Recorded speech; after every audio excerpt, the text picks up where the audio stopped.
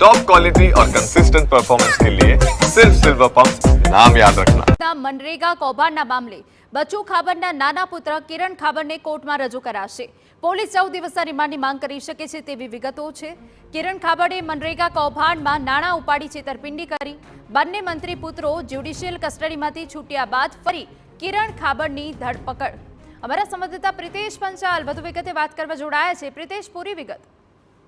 જે મંત્રી પુત્ર છે બચુભાઈ ખાબડના તેમના બંને પુત્રોને પરમ દિવસે જે ચીફ કોર્ટ દ્વારા જામીન આપ્યા હતા, ત્યારબાદ પોલીસે વધુ એક ગુનો જે છે તે ડીઆરડી અધિકારી છે તેને નોંધાયો હતો અને ત્યારબાદ જે કિરણ ખાબડને જ્યારે જેલમાંથી મુક્ત કરાવ્યો ત્યાંથી જ પોલીસે ઉપાડી લીધો હતો।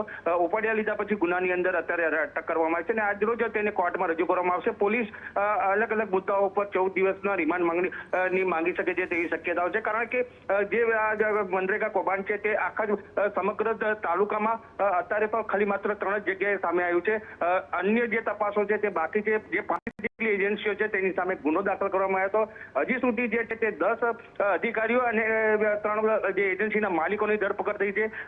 ત્યારબાદ વધુ ને વધુ હજી જે છે ફરિયાદો સામે આવી રહી છે। ત્યારે આ જે કૌભાંડ છે કેટલા અંશે આગળ જશે તે તો તપાસનો વિષય છે, પરંતુ હાલ તો જે કૌભાંડ છે તે સતત જે છે તે બહાર આવી રહ્યા છે। જે દેવગઢ બારિયા તાલુકાનું જે લવારિયા ગામ છે તેની અંદર 79 જે કામ હતા તેની અંદર જે છે 21 જે કામ કર્યા વગર બારોબાર અધિકારીઓની મિલાપણીને લીધે નાણાં ઉપાડી દીધા હોય તેવો એક ગુનો દાખલ થવામાં આવ્યો છે। હાલ તો પોલીસ આજ રોજ કિરણ ખાબડને દાહોદ કોર્ટની અંદર રજૂ કરશે અને પોતે રિમાન્ડની માંગણી કરશે।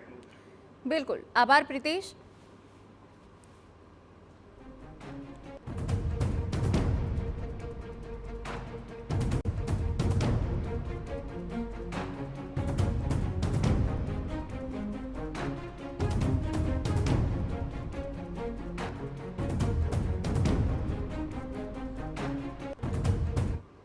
સમાચાર ભાવનગરમાંથી કે